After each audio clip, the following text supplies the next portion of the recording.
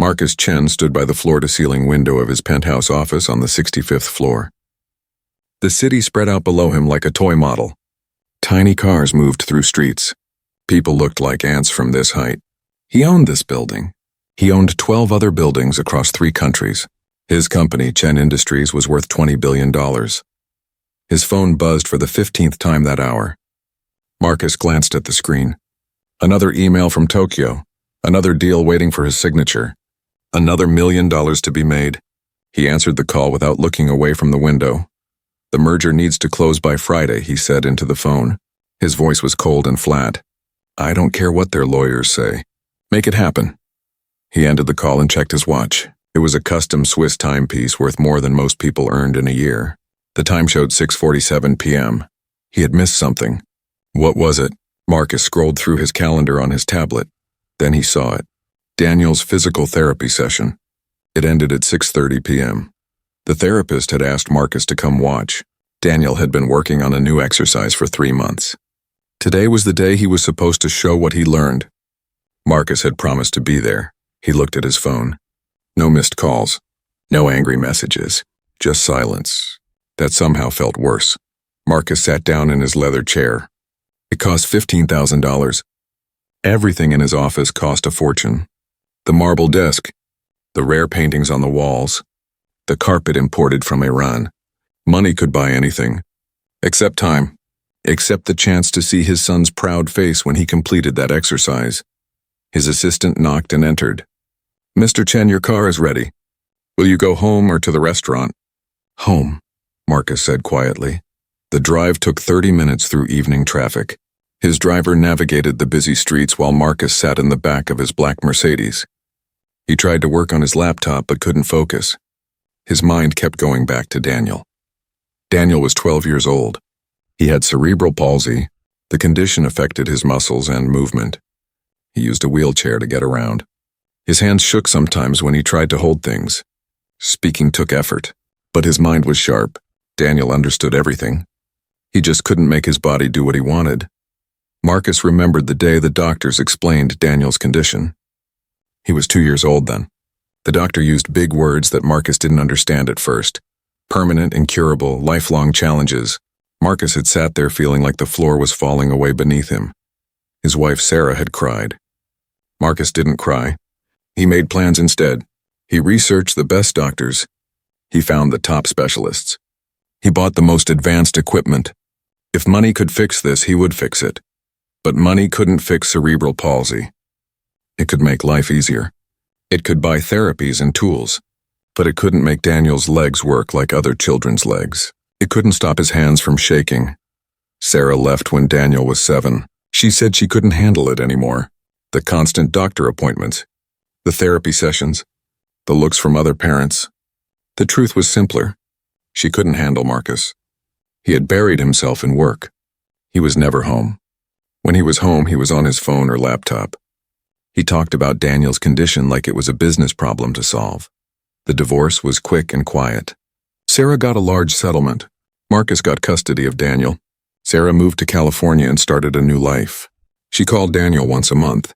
Sometimes she remembered his birthday. The car pulled up to Marcus's building. A doorman opened the car door. Good evening, Mr. Chen. Marcus nodded and walked through the lobby to the private elevator. His penthouse took up the entire top floor. 20 rooms, 6 bathrooms. A view of the entire city. Daniel's room had everything a boy could want. A huge television. Video game systems. Shelves full of toys and books. Most of them still in their original packaging. Mrs. Patterson met Marcus at the door. She was Daniel's nanny. A stern woman in her 50s with gray hair pulled back in a tight bun. She had worked for Marcus for 3 years. Good evening, Mr. Chen, she said. Her voice carried disapproval. Daniel is in his room. How was therapy? Marcus asked. You should ask him yourself, Mrs. Patterson said. He waited for you. The words hit Marcus like a punch. He walked down the long hallway to Daniel's room. The door was partially open. Marcus pushed it wider and looked inside. Daniel sat in his wheelchair by the window. He was looking out at the city lights. His small shoulders were slumped forward. He looked so tiny in that big room surrounded by all those expensive things.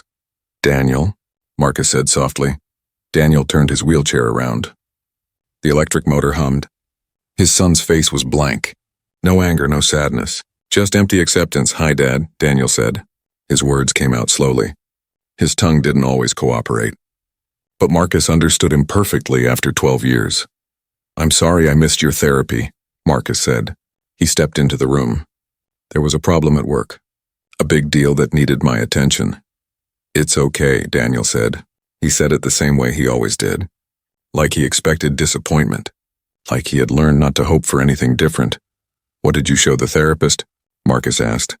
He sat down on Daniel's bed. Daniel's face showed a flicker of something. Pride, maybe? Or the memory of pride. I held a cup by myself. For 10 seconds. Without shaking. "That's wonderful," Marcus said. The words sounded hollow even to his own ears. "Dr. Rodriguez took a video," Daniel said. "Mrs. Patterson has it on her phone. You can watch it if you want, a video." Marcus could watch a video of his son's achievement. Like watching a recording of a birthday party he missed. Better than nothing. But not the same as being there. "I'll watch it," Marcus promised. "Did you eat dinner?" "Mrs. Patterson made chicken," Daniel said. "I wasn't very hungry." They sat in silence for a moment. Marcus looked around the room. Everything was perfect. Everything was expensive. Everything was exactly what Daniel needed. Except the one thing Marcus couldn't buy or schedule or hire someone else to provide. His phone buzzed.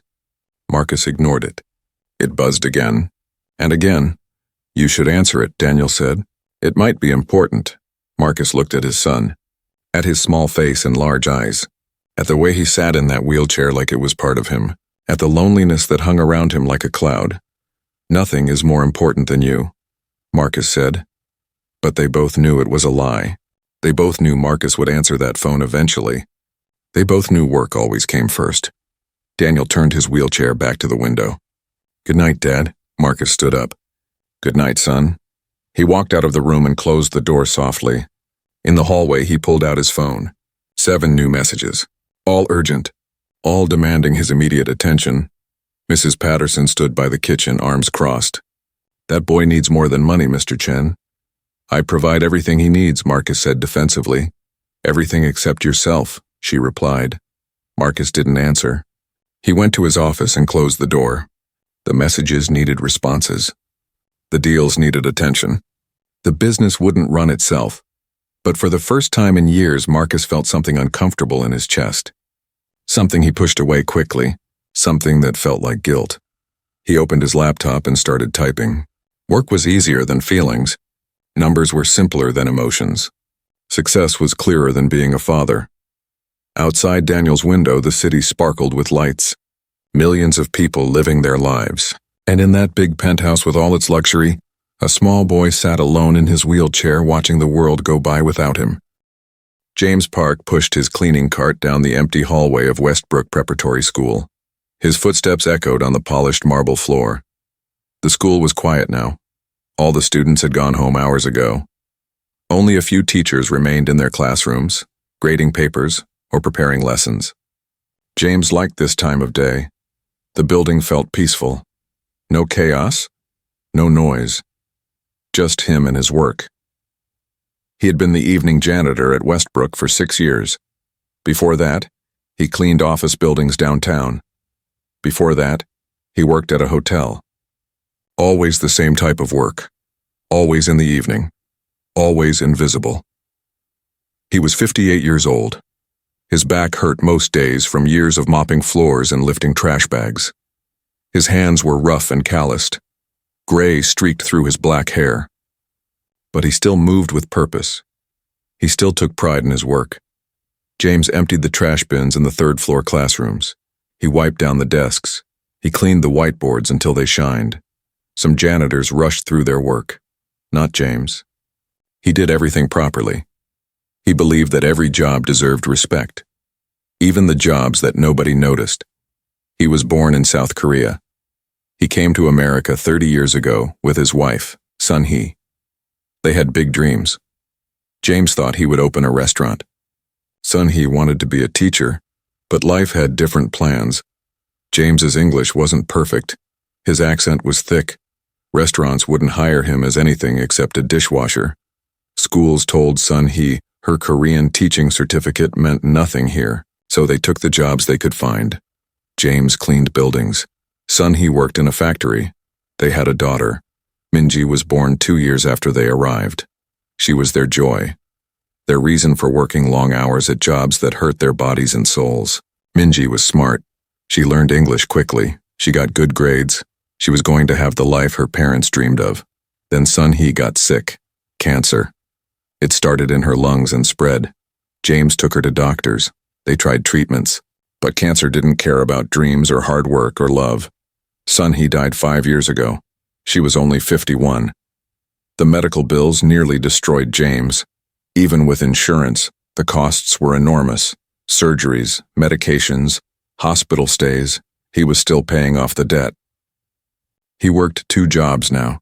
Janitor at the school in the evening. Security guard at a warehouse on weekends. Every dollar went to bills or to Minji. Minji was studying nursing in the Philippines. It was cheaper than American schools. She wanted to come home and help her father. James refused. He told her to finish her education. He told her he was fine. He lied about how hard things were. James pushed his cart to the library. He pulled out his phone and looked at the time. 7:15 p.m. Minji would call soon. She called every Wednesday evening. It was Thursday morning in Manila. James looked forward to these calls all week. The phone rang right on schedule. James answered with a smile. "Minji? How are you, daughter?" "I'm good, Appa," she said. Her voice sounded tired. She was working part-time while studying. "How are you? Are you eating properly?" Of course, James lied. He had eaten instant noodles for dinner. Again. "I had a big meal. Don't worry about me." They talked for 15 minutes. Minji told him about her classes, about her nursing practice at the hospital, about her friends.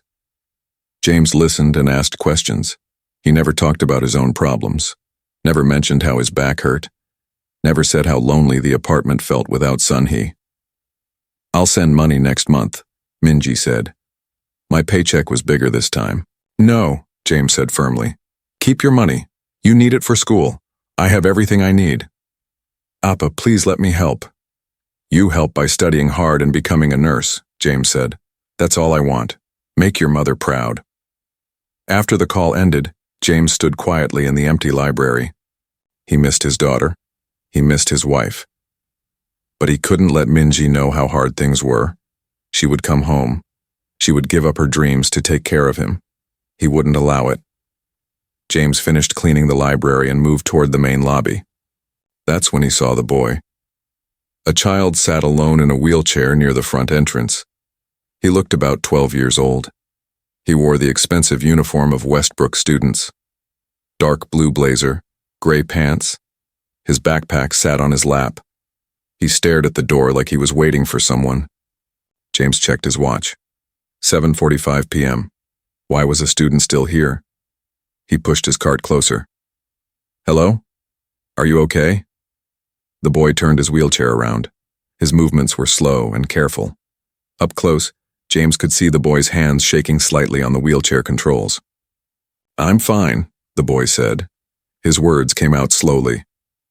"My nanny is late. She'll be here soon." James frowned. "How late?" "An hour," the boy said. Then he added quickly, "But it's okay. She's probably stuck in traffic." An hour. This child had been sitting here alone for an hour. James looked around the lobby. No teachers, no other staff. Just this small boy in his wheelchair. "Do you want to call someone?" James asked. "I don't want to bother anyone," the boy said softly. James understood that tone. It was the sound of someone used to being forgotten, someone who had learned not to complain. "What's your name?" James asked. "Daniel Chen," the boy said. "I'm James Park," James said. He pulled up a chair and sat down. "I work here. I clean the school. Do you mind if I wait with you?" Daniel looked surprised. "You don't have to. I'm used to waiting." That made James's heart hurt. A 12-year-old shouldn't be used to waiting alone. "I know I don't have to, but I want to. If that's okay?" Daniel nodded slowly. A small smile crossed his face. Okay. They sat together in silence for a few minutes. James noticed Daniel looking at his cleaning cart, at the supplies and bottles, at James's worn work gloves. How long have you worked here? Daniel asked. 6 years, James said. It's a good job. The building is beautiful. I like keeping it clean. Don't you want a different job? Daniel asked. Then his face went red. Sorry, that was rude. Not rude, James said kindly. It's an honest question. I'm proud of my work. Every job is important. Someone has to keep places clean and safe. Why not me? Daniel thought about that. My dad says work is about making money, about being successful. Money is important, James agreed. But it's not everything. I work to support my daughter. She's studying to be a nurse. That makes me successful, not the money, but helping her achieve her dreams. Where is your daughter? Daniel asked. In the Philippines, James said. She calls me every week. I miss her, but I'm proud of her. Daniel's expression changed. Something sad crossed his face. That's nice. My mom lives in California. She calls once a month, sometimes. James heard the pain in those words. This boy was lonely, very lonely. He reached into his pocket and pulled out a candy bar. It was his snack for later. Want to share this? I always get hungry around this time. Daniel's eyes widened.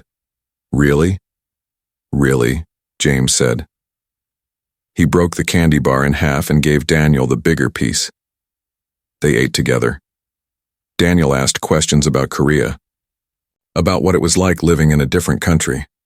James told stories about his childhood in Seoul, about the food and the mountains and the festivals. Daniel listened with complete attention, like these stories were treasures. A car horn honked outside. Daniel looked at the door. That's probably Mrs. Patterson. James helped Daniel with his backpack. He held the door open as Daniel rolled his wheelchair outside. An older woman stood by a black car. She looked annoyed. Finally, she muttered. Come on, Daniel, I've had a long day. Daniel rolled toward the car. Then he stopped and turned back. Thank you, Mr. Park, for waiting with me. Anytime, James said. He meant it. He watched the car drive away. Then he went back inside to finish his work. But something felt different. The school felt a little less empty. For the first time in years, James felt like his work mattered in a way beyond clean floors. He thought about Daniel all evening, about that small boy waiting alone, about the sadness in his voice when he mentioned his mother, about how happy he seemed just to have someone sit with him. James understood loneliness. He lived with it every day since Sun-hee died, but he was an adult. He chose this life. Daniel was just a child. As James locked up the school at 11 p.m., he made a quiet decision. If Daniel was ever waiting alone again, James would sit with him. Everyone deserved to know someone cared, even if that someone was just a janitor. 3 months passed like water flowing down a stream. Daniel's life found a new rhythm. Every Tuesday and Thursday he stayed after school for the robotics club. Mrs. Patterson picked him up at 7 p.m. That gave Daniel an hour to wait in the lobby. And every Tuesday and Thursday, James finished his work early to sit with Daniel. It became their routine, their secret friendship. Daniel never told his father about James. He wasn't sure why. Maybe he worried his father would think it was strange. Maybe he was afraid his father would take this away too. So Daniel kept James to himself like a precious secret. James brought things to share, sometimes fruit from the grocery store, sometimes cookies his neighbor baked. Once he brought a small radio and they listened to a baseball game together. Daniel had never cared about baseball before, but listening with James made it interesting. They talked about everything. Daniel told James about the books he read, about his favorite video games, about how hard it was when other kids stared at his wheelchair. James never treated Daniel like he was fragile. He didn't use a special voice or act too careful. He just talked to Daniel like a normal person. James told Daniel about Korea, about the mountains and temples, about his wife Sun-hee and how she made the best kimchi, about Minji and her dream of becoming a nurse. Daniel loved these stories. They made the world feel bigger than his lonely penthouse. One evening in late October, James had a surprise. "Want to see something special?" he asked. Daniel's eyes lit up. "What is it?" "Follow me," James said. He pushed his cleaning cart toward the elevator. Daniel rolled his wheelchair behind him. They went up to the 5th floor. Then James led Daniel down a hallway to a door marked roof access and staff only. James pulled out his key ring and unlocked it. Behind the door was a narrow ramp that led upward. "Can your wheelchair make it?" James asked. Daniel tested the ramp. The incline was gentle. "I think so." They went up slowly. James walked beside Daniel's wheelchair, ready to help if needed. At the top was another door. James pushed it open. Fresh air rushed in. They stepped out onto the school's rooftop. "Wow," Daniel breathed. The rooftop was nothing special, just concrete and ventilation units. But in one corner, James had created something beautiful. Wooden crates held small plants and flowers. Tomatoes grew in large pots. Herbs filled smaller containers. Everything was neat and carefully tended. "This is my garden," James said. He looked a little embarrassed. "Nobody knows about it. I come up here during my lunch break." "It's amazing," Daniel said. He rolled closer to look at the flowers. "You did all this?" "The building manager lets me use this corner," James explained. "He doesn't mind as long as I keep it neat. Gardening reminds me of my mother. She had a beautiful garden in Korea." Daniel reached out to touch a tomato plant. His hand shook, but he managed to feel the leaves gently.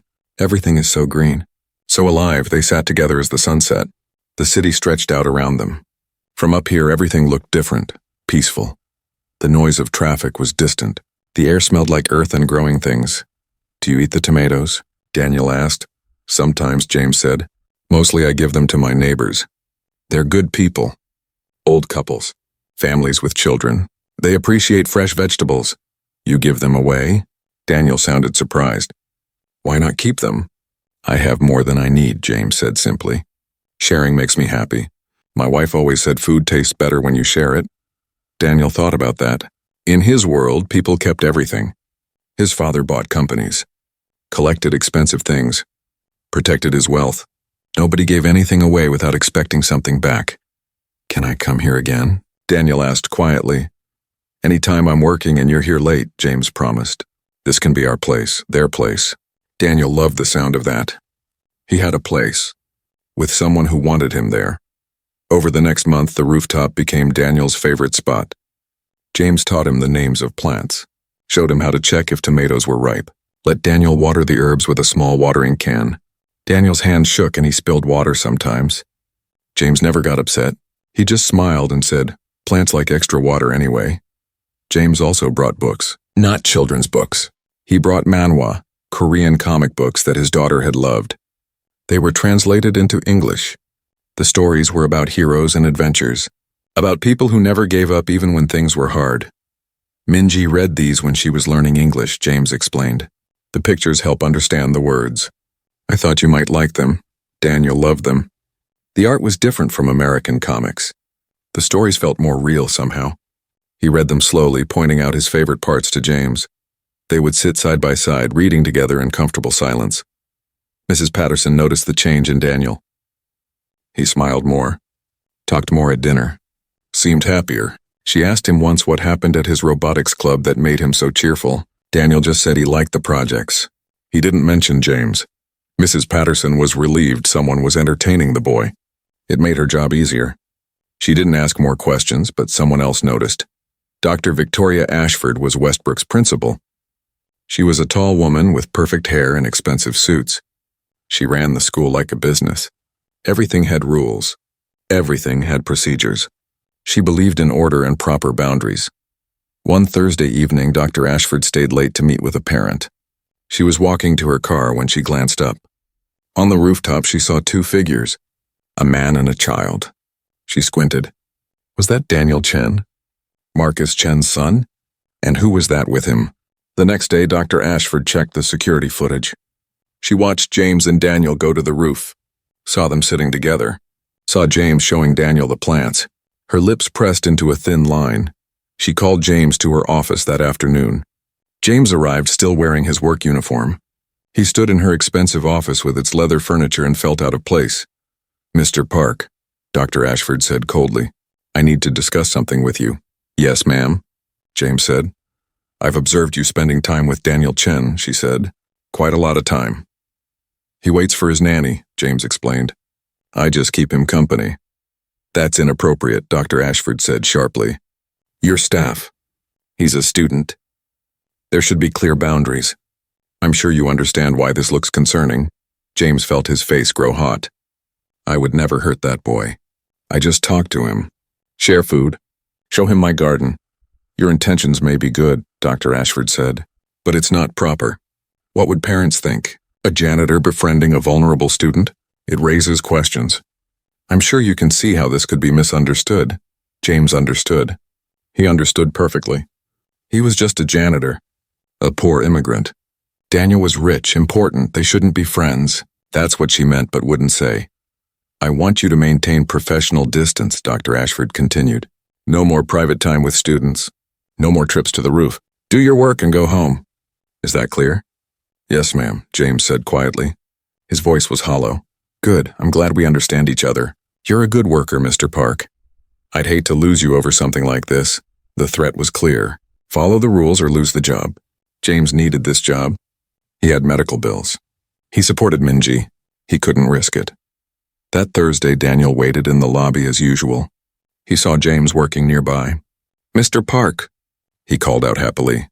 James glanced at him, then looked away. He pushed his cleaning cart down the hall without stopping. Daniel called again.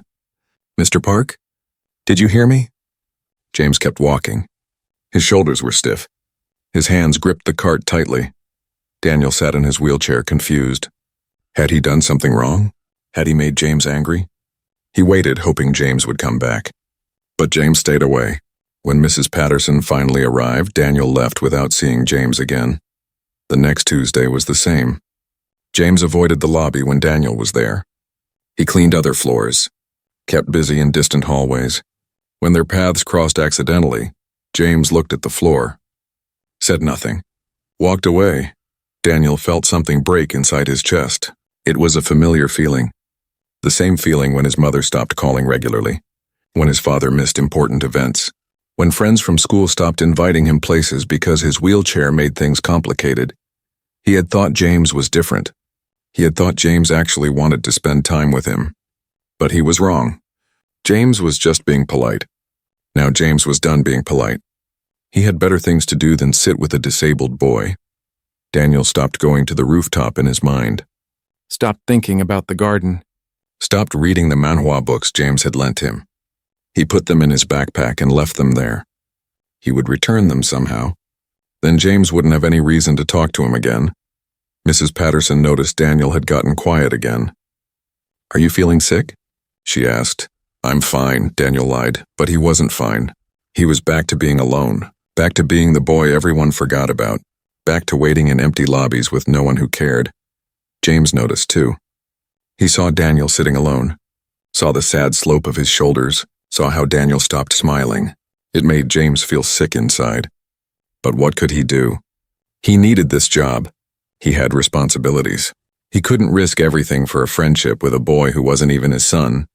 2 weeks passed. Then 3. The distance between them grew like a wall. Daniel accepted it, T. The evening of November 15th started like any other parent-teacher conference night at Westbrook Preparatory School. Cars lined up outside as parents arrived in their expensive vehicles. Teachers waited in classrooms with grade reports and student progress folders. The school had been decorated to impress. Fresh flowers in every hallway, the marble floors polished to a mirror shine. Marcus Chen arrived at 6:30 p.m. He wore a dark suit that cost more than most people's monthly rent. His assistant had scheduled this conference weeks ago. Marcus had almost canceled 3 times for business meetings. But guilt finally won. He needed to at least pretend to be involved in Daniel's education. Mrs. Patterson had brought Daniel earlier. She sat with him in the special needs classroom on the east wing. This wing was quieter, separate from the main building. The school put all the students with disabilities here, out of sight, out of mind. "Your father should be here soon," Mrs. Patterson told Daniel. She checked her watch. I need to leave by 7. I have another appointment. Daniel nodded. He was used to being passed between adults like a package. His father would come, talk to his teachers, then probably leave for another business call. Daniel would go home with Mrs. Patterson. Tomorrow would be the same as every other day. James was working on the 3rd floor. He had started early tonight because of the conference. The school wanted everywhere to look perfect. He had mopped all the hallways twice, emptied every trash bin, wiped down every surface. He tried not to think about Daniel, tried not to remember their friendship. It had been 3 weeks since Dr. Ashford's warning. 3 weeks of avoiding the boy. 3 weeks of hating himself. But he had bills to pay, a daughter to support. He couldn't risk his job for anything, not even for a lonely child who needed a friend. At 6:45 p.m., a teacher on the 3rd floor smelled something strange. "Is something burning?" she asked her colleague.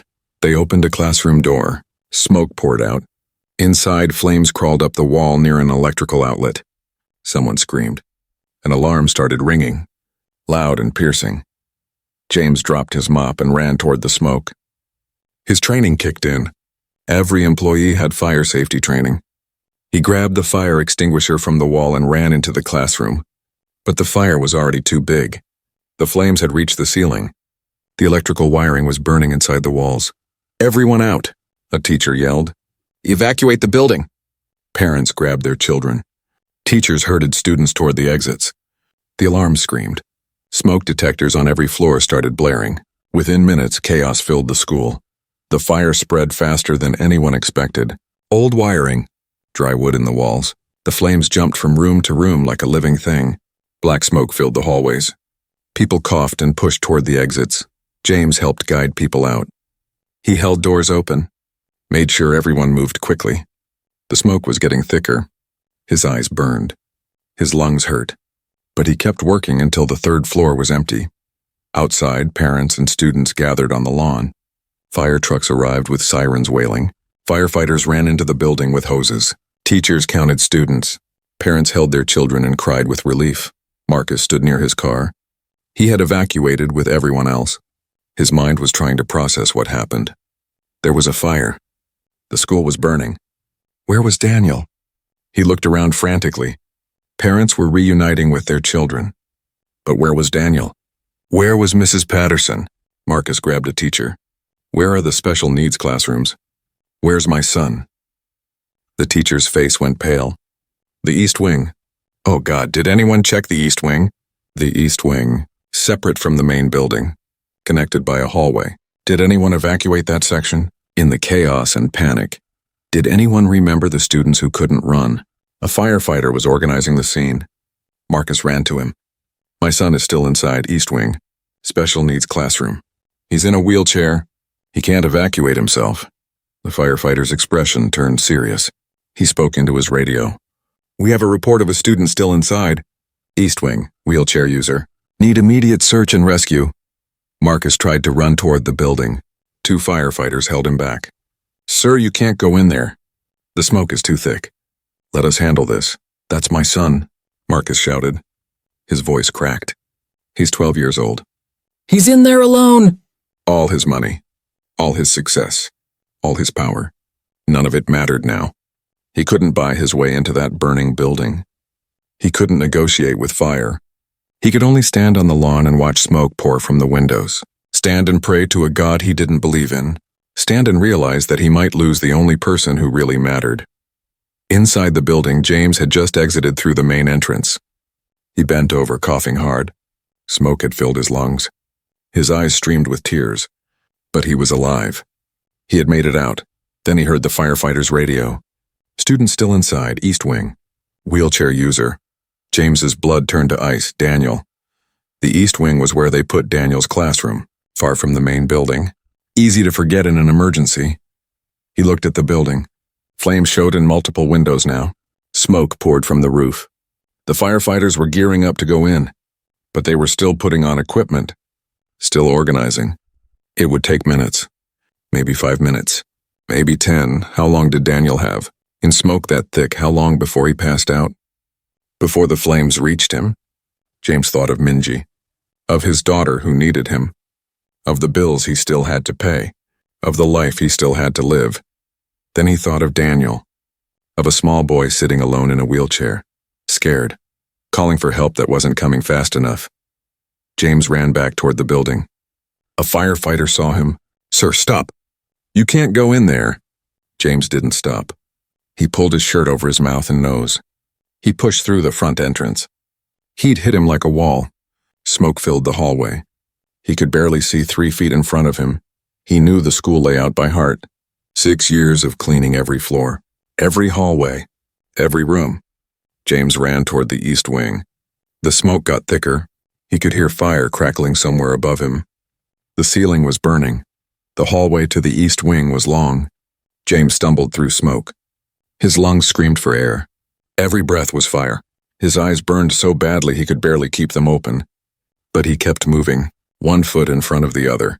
He found the door to the special needs wing. The handle was hot. James wrapped his hand in his shirt and turned it. The door opened, more smoke. Worse than the main building. James got down on his knees where the air was slightly clearer. He crawled forward. "Daniel," he called. His voice was hoarse. "Daniel Chen? Where are you?" He heard a sound, weak, barely a whisper. James crawled toward it. In the classroom, Daniel was slumped in his wheelchair. His head hung forward. Smoke had filled the room. He had tried to move his wheelchair toward the door, but the motor had overheated. The control panel wasn't responding. He was trapped. He had called for help, called for Mrs. Patterson, called for anyone. His voice was too weak. The alarm was too loud. Nobody heard him. The smoke got thicker. Daniel's eyes closed. He couldn't breathe. His body felt heavy. He thought about his father, about how maybe Marcus would be sad. Maybe he would miss 1 or 2 business meetings. Then life would go on. Daniel didn't want to die, but his body wasn't working. It never worked right.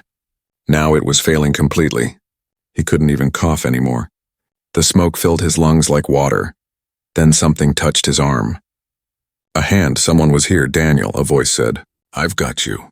I've got you." Daniel tried to open his eyes. Through the smoke and tears, he saw a face. A familiar face. "Mr. Park?"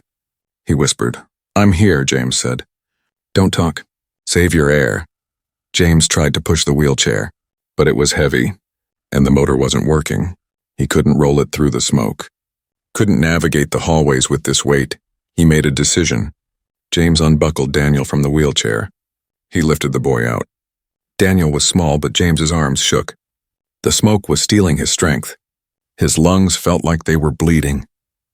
James put Daniel on his back. The boy's arms wrapped weakly around his neck. James used his jacket to cover Daniel's face, to give him filtered air. Then James started crawling back toward the hallway. 1 hand forward, 1 knee forward, moving inches at a time. A ceiling beam cracked above them. Burning wood fell. James threw himself over Daniel, protecting the boy with his own body. The beam hit James's shoulder. Pain exploded through him, but he bit down and kept moving. The hallway seemed endless. James couldn't see anymore. His eyes were swollen shut from smoke. He navigated by memory, by feel. He knew this building. He had walked these halls 1,000 times. Behind them, something exploded. The fire had reached gas lines. The blast wave pushed them forward. James stumbled but didn't fall. Couldn't fall. If he fell, they both died. His hands touched something different. Not carpet, marble. They had reached the main lobby. The air was slightly clearer here. The doors were ahead. Just a little further. He hit the front doors with his shoulder. They burst open. Fresh air rushed in. James stumbled onto the lawn. His legs gave out.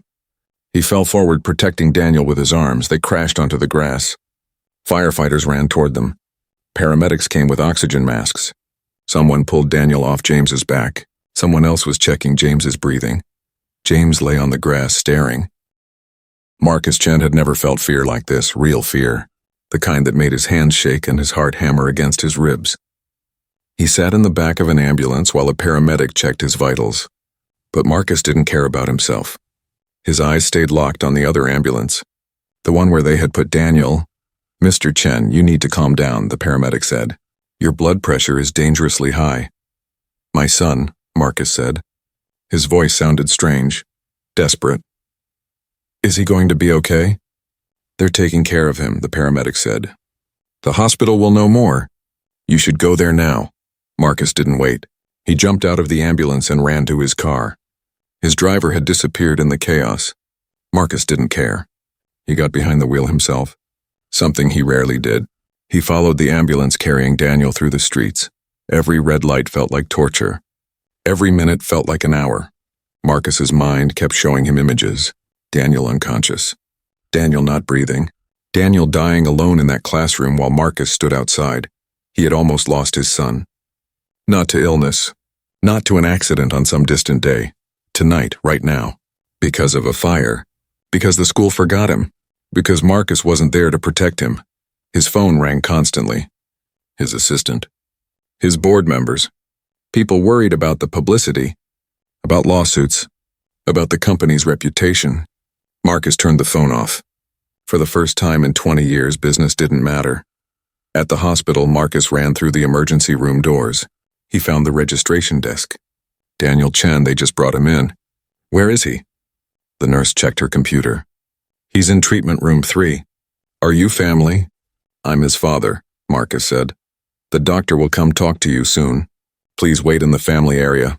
I want to see him now, Marcus demanded. His billionaire voice. The voice that made people jump. The voice that got him whatever he wanted. The nurse didn't jump. She looked at him with tired patience. Sir, they're treating him. The doctor will update you when they can. Please wait. Marcus had no choice. He sat in the waiting room with other worried families. He was still wearing his expensive suit. It smelled like smoke now. His hands were shaking. He put his head in his hands and tried to breathe. 20 minutes passed. Then 40. Finally, a doctor came out. Family of Daniel Chen? Marcus jumped up. That's me.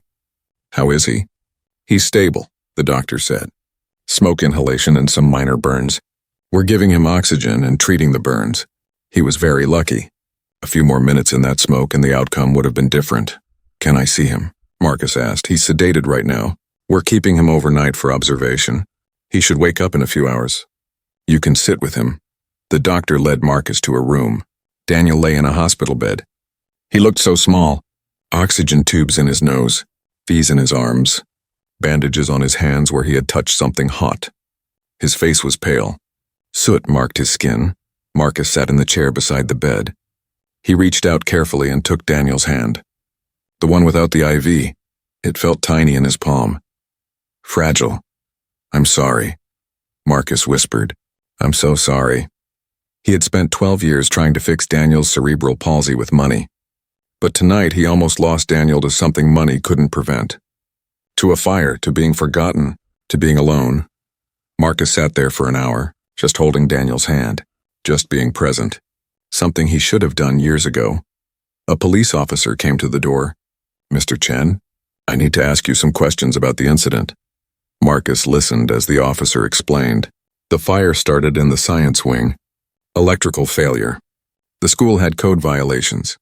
Old wiring that should have been replaced. The investigation would continue. How did Daniel get out? Marcus asked. Who saved him? The officer checked his notes. A janitor named James Park. He went back into the building after he had already evacuated. Carried your son out on his back. Where is he? Marcus asked. I need to thank him. He's here. Burn unit, 2 floors up. 2nd-degree burns on his hands and arms. Severe smoke inhalation. He was unconscious when they brought him in. A janitor. Someone Marcus had probably walked past 100 times without seeing. Someone invisible. That person had saved Daniel's life. What room? Marcus asked. Mr. Chen, you should stay with your son, the officer said. What room? Marcus repeated. His voice was firm. The officer sighed. Room 412. Marcus stood up. He looked at Daniel still sleeping. Then he walked out of the room and took the elevator up 2 floors. He found room 412. The door was partially open. Inside, James Park lay in a hospital bed. His hands and forearms were wrapped in white bandages. An oxygen mask covered his face. Machines beeped steadily. His eyes were closed. Marcus stood in the doorway. This was the man who saved Daniel. This man with gray hair and rough hands. This man wearing a hospital gown instead of an expensive suit. This man who had everything to lose and chose to risk it anyway. A nurse came in to check James's vitals. She saw Marcus. Are you family? No, Marcus said. But he saved my son's life tonight. The nurse's expression softened. He's a brave man. The burns on his hands are serious. The smoke damage to his lungs is significant. He's going to be in a lot of pain when he wakes up. Does he have insurance? Marcus asked. The nurse hesitated. I shouldn't share patient information. Does he have insurance? Marcus asked again. Quieter this time. No, the nurse admitted. The hospital will treat him regardless. But the bills will be substantial. Without insurance, it could be financially devastating. Marcus pulled out his phone, called his assistant. I need you to do something. A man named James Park is a patient here. Cover all his medical expenses, everything.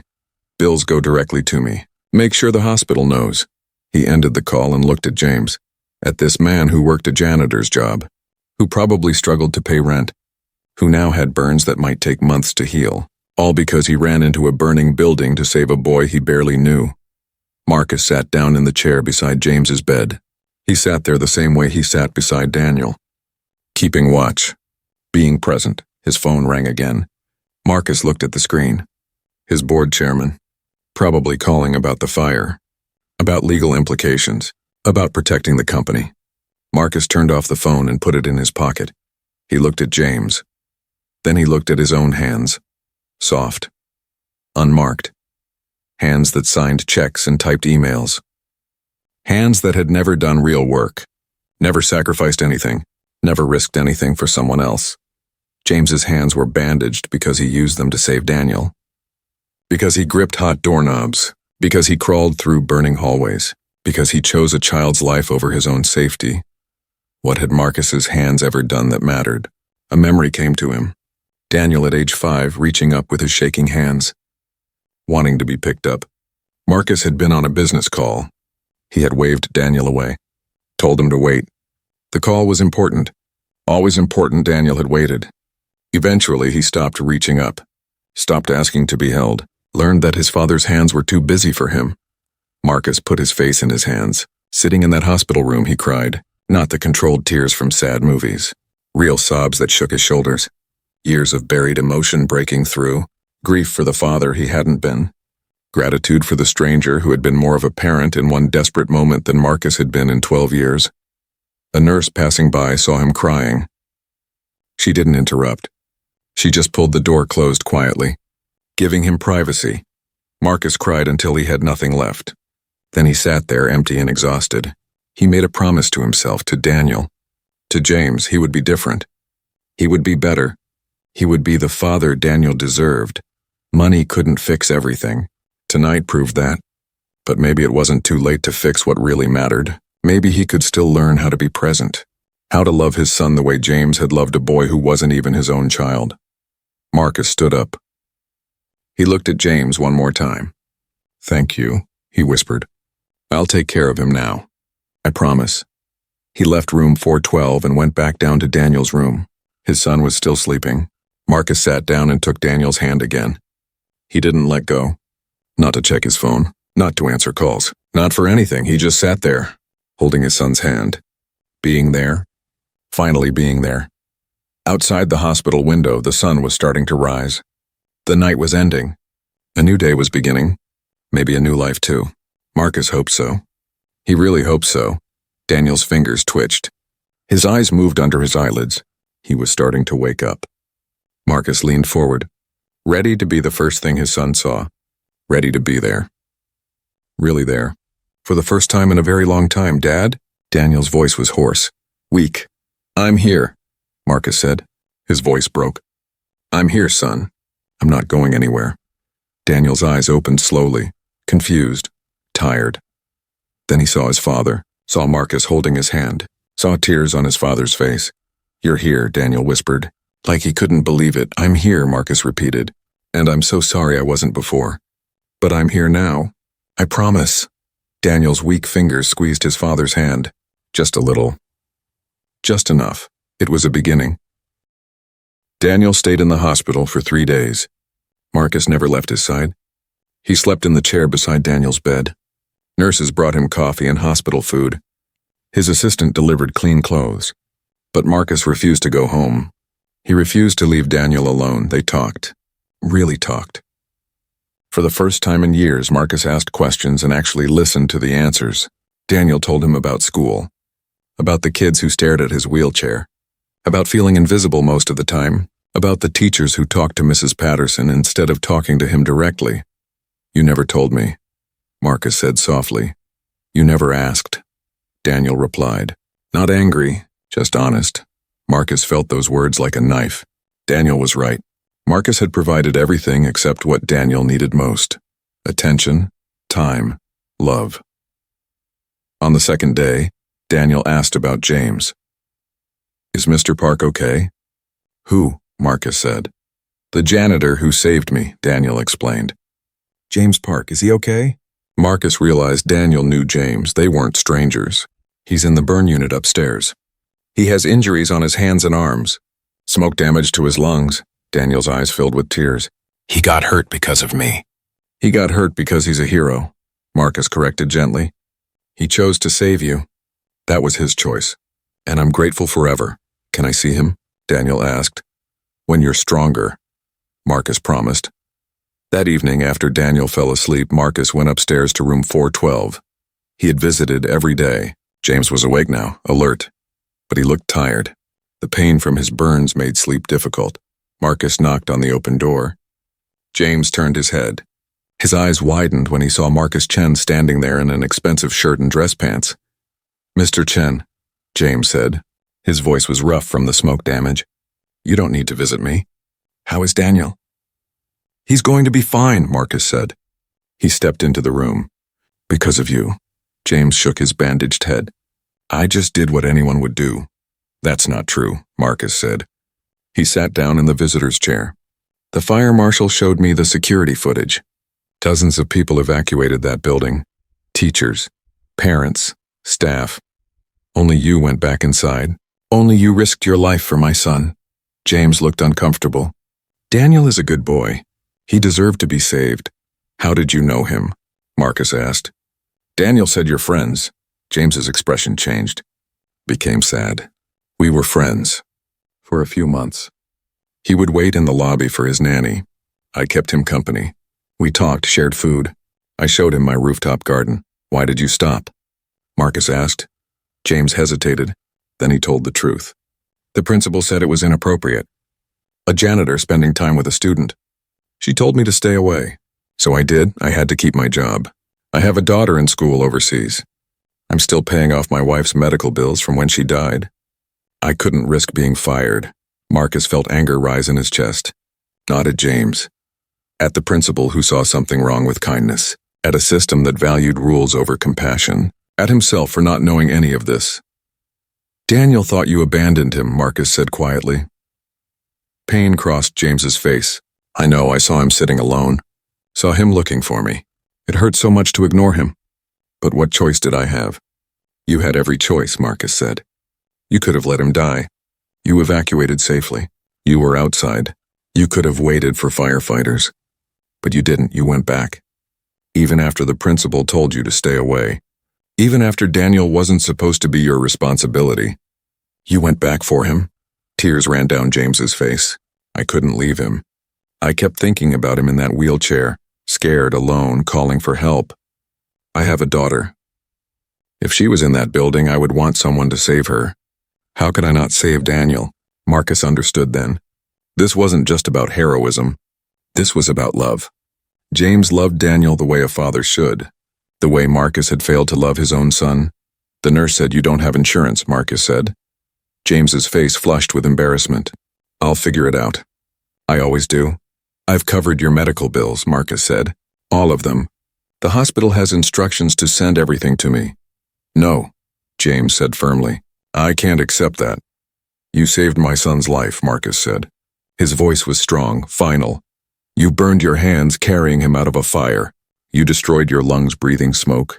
The least I can do is pay your medical bills." "I don't want charity," James said. Pride colored his tone.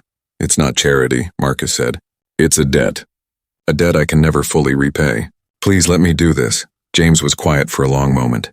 Then he nodded slowly. "Thank you. But nothing more. I don't want money." "I want to offer you a job," Marcus said. James frowned. "A job?" Daniel needs someone, Marcus explained. Someone who understands him. Someone he trusts. I want to hire you as his companion. His tutor. You would spend time with him. Help with his homework. Take him places. Be his friend. I'm a janitor, James said. I'm not educated. I didn't go to college. Daniel doesn't need someone with degrees, Marcus said. He needs someone who cares. Someone who sees him as a person, not as a disability. That's you. James looked at his bandaged hands. What about Westbrook? My job there? The school is being investigated, Marcus said. Fire code violations, safety failures, and a principal who thought a janitor shouldn't talk to students. I'm pulling Daniel out. He's not going back there. What will you do with him? James asked. Homeschool, Marcus said, with qualified teachers. But I want you involved, not as a janitor, as someone important, someone Daniel values. James thought about this, about his warehouse job on weekends, about cleaning buildings every evening, about coming home exhausted to an empty apartment, about counting pennies to send money to Minji. I can't accept charity, James said again, but if it's a real job with real work, then yes. I'll help Daniel. I care about that boy. It's a real job, Marcus promised, with a salary, health insurance, benefits. You'll work directly with Daniel's education and care. They talked about details, about schedules and responsibilities, about what Daniel needed. James had ideas, real ideas about how to help Daniel feel less alone, how to build his confidence, how to teach him that his disability didn't define his worth. Marcus listened. Really listened. This janitor with burned hands had more wisdom about raising Daniel than Marcus had learned in 12 years. There's something else, Marcus said. Something I need to understand. Why did you become friends with Daniel in the first place? You could have ignored him. Plenty of people did. James looked out the window. After my wife died, I felt invisible. Like I didn't matter to anyone except my daughter. I was just a janitor. Just someone who cleaned up after other people. Then I saw Daniel waiting alone in that lobby, and I recognized that feeling. Being invisible. Being forgotten. I sat with him because I knew how that felt. Because nobody should feel that way, especially not a child. He told me about your rooftop garden, Marcus said. About the manhwa comics. About how you made him feel seen. He made me feel seen too, James admitted. Talking to Daniel reminded me that I was still a person. Not just a worker. Not just someone paying bills. I was someone who mattered to at least one person. He gave me that gift. I just tried to give it back. Marcus felt his throat tighten. I failed him. I was so busy building an empire that I forgot to build a relationship with my son. You're here now, James said. That's what matters. Daniel talked about you sometimes. He didn't talk with anger. He talked with hope. Like he was waiting for you to notice him. Like he believed you would someday. He shouldn't have had to wait, Marcus said. No, James agreed. But you're here now. Don't waste this chance. They sat in silence for a moment. Two men from completely different worlds. One rich, one poor, one powerful, one humble, but both connected by love for the same boy. When you're released from the hospital, Marcus said, come to my home. Meet with Daniel properly. Start planning how we can help him together. Together? James said. I can't do this alone, Marcus admitted. I don't know how to be what Daniel needs. But maybe together we can figure it out. You teach me how to see him. I'll provide resources. We work as a team. James smiled. It was the first real smile Marcus had seen from him. I'd like that. Daniel deserves a team. He deserves better than he's gotten, Marcus said. He stood up. Thank you, James, for saving his life. For being his friend. For being a better example of fatherhood than I ever was. I'm not his father, James said. You are. But I can be his friend. That's enough. Marcus walked to the door. Then he turned back. James, Daniel asked about you. He was worried. He wanted to make sure you were okay. That boy loves you. Fresh tears appeared in James's eyes. I love him too. He's a special child.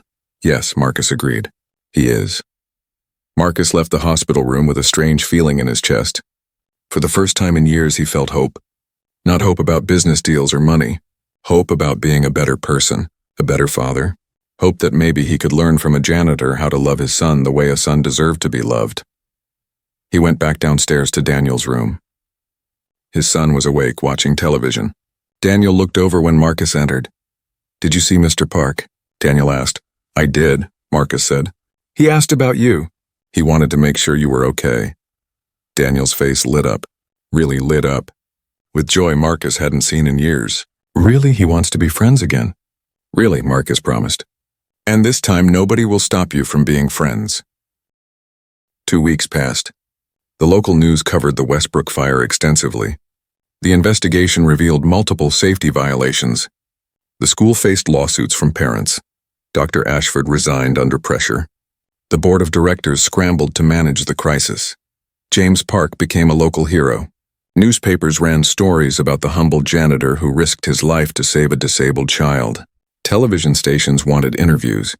James refused them all. He didn't want attention. He just wanted to heal and get back to normal life. Except his life wasn't normal anymore. The burns on his hands and arms were healing but still painful. He couldn't work, couldn't clean buildings or lift trash bags. The doctors said it would be months before he had full use of his hands again. Maybe longer. His warehouse job let him go. They needed someone who could work now. James understood. Business was business. But it left him with only Marcus's offer. The job helping Daniel. The job that still felt too good to be true. Marcus had Daniel released from the hospital after 3 days. But instead of hiring nurses and therapists and keeping Daniel isolated, Marcus did something different. He cleared his schedule, canceled business trips, told his board he was taking family leave. For how long? His assistant asked, shocked. As long as it takes, Marcus said. He spent every day with Daniel. They ate breakfast together, played video games, watched movies. Marcus asked Daniel what he wanted to do, not what therapy he needed. They went to the aquarium, to the science museum. Marcus pushed Daniel's wheelchair himself. Didn't hire someone else to do it. Daniel couldn't believe the change. His father was actually there.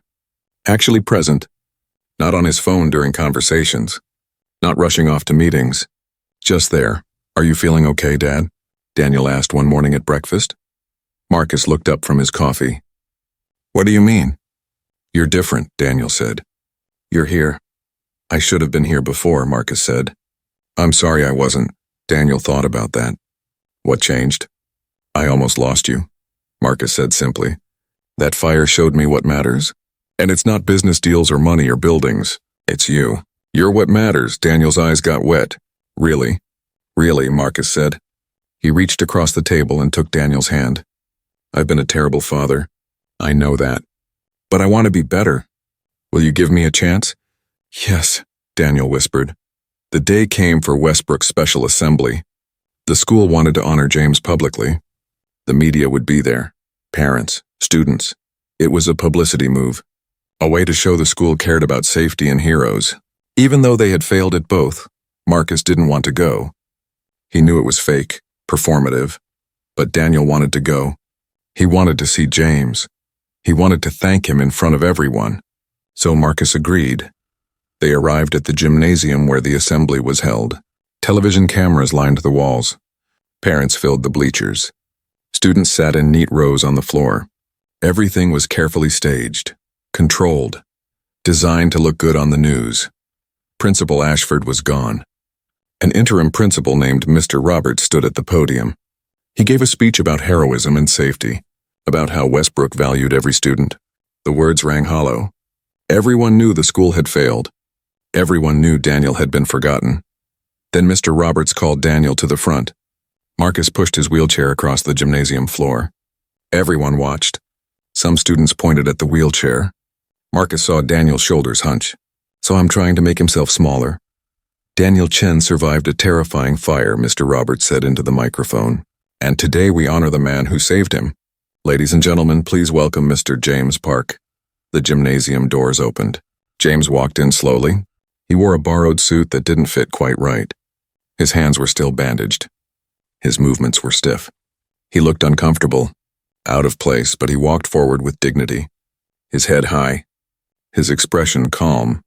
When Daniel saw James, everything else disappeared. The cameras, the crowd, the fake speech, none of it mattered.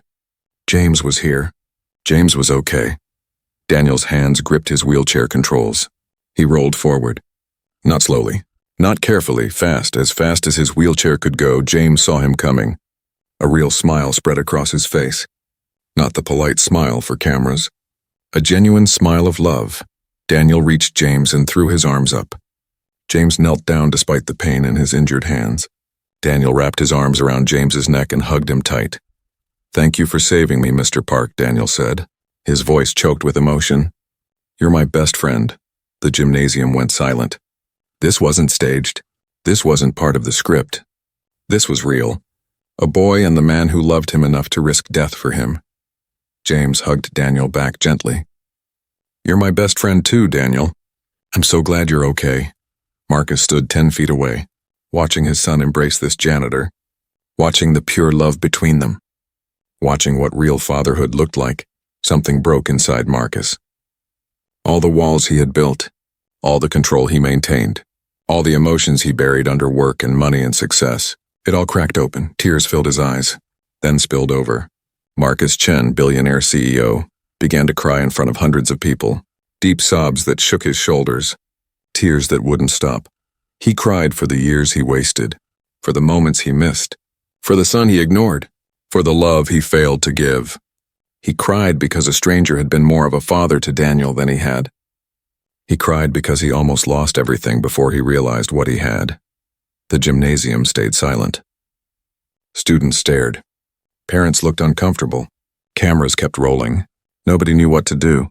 James looked up, saw Marcus crying, understood immediately. He stood up slowly, keeping one hand on Daniel's shoulder. "Mr. Chen?" he said softly. Marcus couldn't speak, could only cry. All his power, all his control, gone, replaced by raw grief and gratitude. Daniel turned his wheelchair, saw his father crying. His eyes widened. He had never seen his father cry, never seen any emotion except distant politeness. "Dad," Daniel said. Marcus knelt down beside Daniel's wheelchair. He put his arms around his son, held him tight. "I'm sorry," he whispered between sobs. "I'm so sorry. I love you. I should have told you every day. I should have been there. I'm sorry." Daniel hugged his father back. He was crying too now. "I love you too, Dad." James stepped back, giving them privacy, giving them this moment. The assembly fell apart. This wasn't what was planned. This wasn't the neat, controlled ceremony the school wanted. This was messy, real, human. Mr. Roberts tried to regain control. "Let's give them a moment. Perhaps we should—" "No," someone said loudly. It was a parent standing in the bleachers. "Let them have this. This is real. This is what matters." Other parents nodded. Some were crying too. Students watched with wide eyes. The cameras kept filming. Marcus finally pulled back. His face was red. His expensive suit was rumpled. He looked at James through tears. "Thank you. Not just for saving him, for loving him, for seeing him when I was blind." James's own eyes were wet. "He's easy to love." "I know that now," Marcus said. "I should have known before, but I was too busy to see." "You see now," James said. "That's what matters." Marcus stood up. He looked at the crowd, at the cameras, at all these people who had witnessed his breakdown. He didn't care what they thought, didn't care about his image or reputation. "James Park is a hero," Marcus said. His voice was rough but strong. "But not just because he ran into a fire. He's a hero because he saw my son, really saw him, when I didn't, when the school didn't.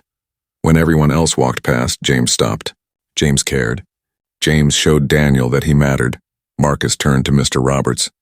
"This school failed my son. You put him in a forgotten wing. You told a good man to stay away from befriending him. You didn't even remember to evacuate him during a fire. My son almost died because of your failures." Mr. Roberts's face went pale. "Mr. Chen, I don't think this is the time." "This is exactly the time," Marcus said. "My son deserves better. Every child with a disability deserves better.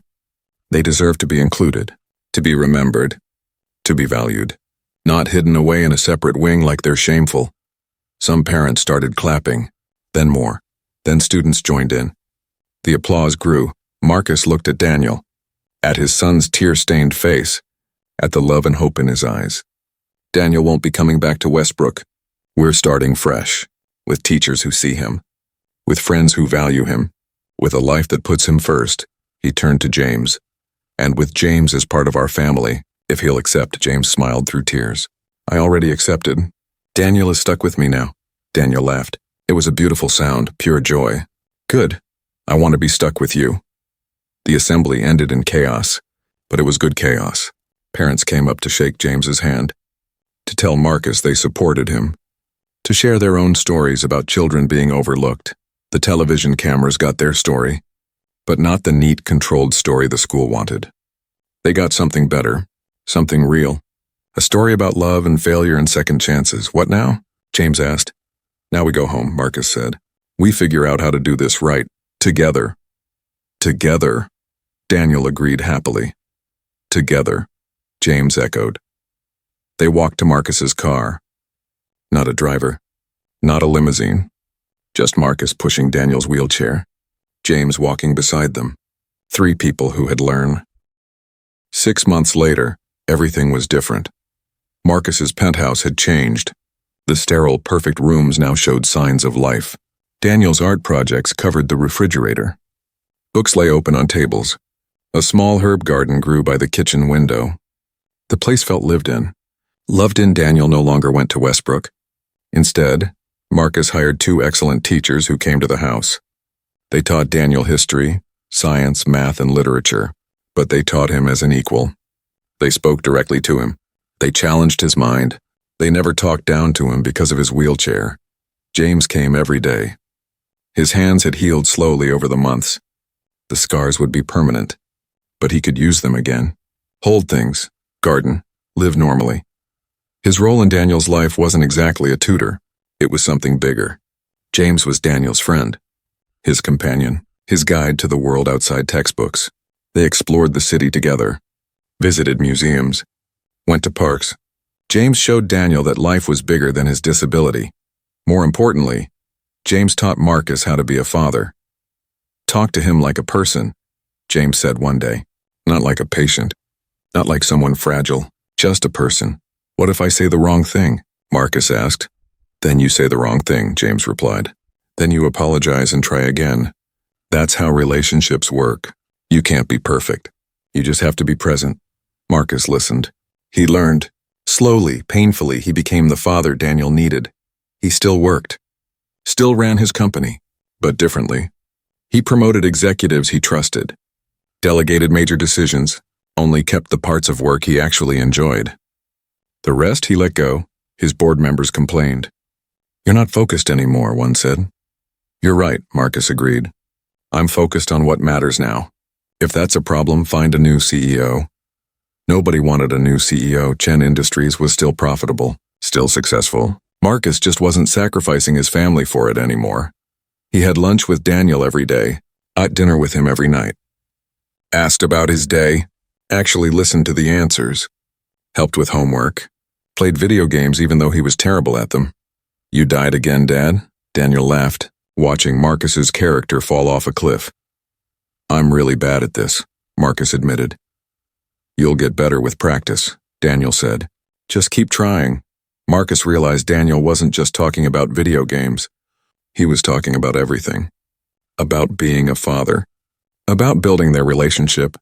Just keep trying. Sarah came to visit one weekend. Marcus's ex-wife. She had remarried. Her new husband was a lawyer in Los Angeles. She seemed happy, but when she saw Daniel and Marcus together, something changed in her expression. He's different, she said to Marcus privately. You're different. I almost lost him, Marcus said. It changed me. I should have been there, Sarah said softly. When he was little, when things got hard, I ran away. I'm not proud of that. We both ran, Marcus said. Me into work. You into a new life. But we can't change the past. We can only do better now, Sarah nodded. I want to do better. I want to be part of his life again. Talk to him, Marcus said. Not me, talk to Daniel. Ask him what he wants, Sarah did. She sat with Daniel and apologized. Really apologized. For leaving. For calling only once a month. For missing birthdays and holidays. For choosing her comfort over his needs. Daniel listened. He was quiet for a long time. Then he said, I understand. Being my mom was hard. I'm hard. No, Sarah said firmly, tears running down her face. You're not hard. I was weak.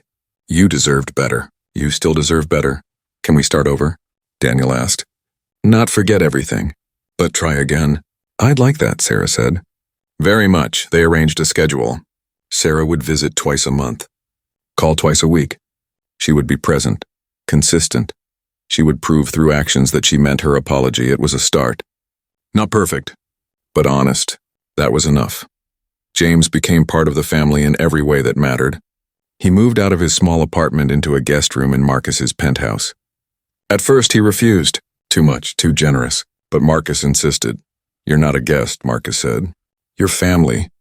Daniel needs you. I need you. This is your home now, James finally agreed. He brought his few possessions. Sunhee's photo, his daughter's letters, his gardening tools. Made the room his own. Minji came home from the Philippines. Her education was paid for, completed.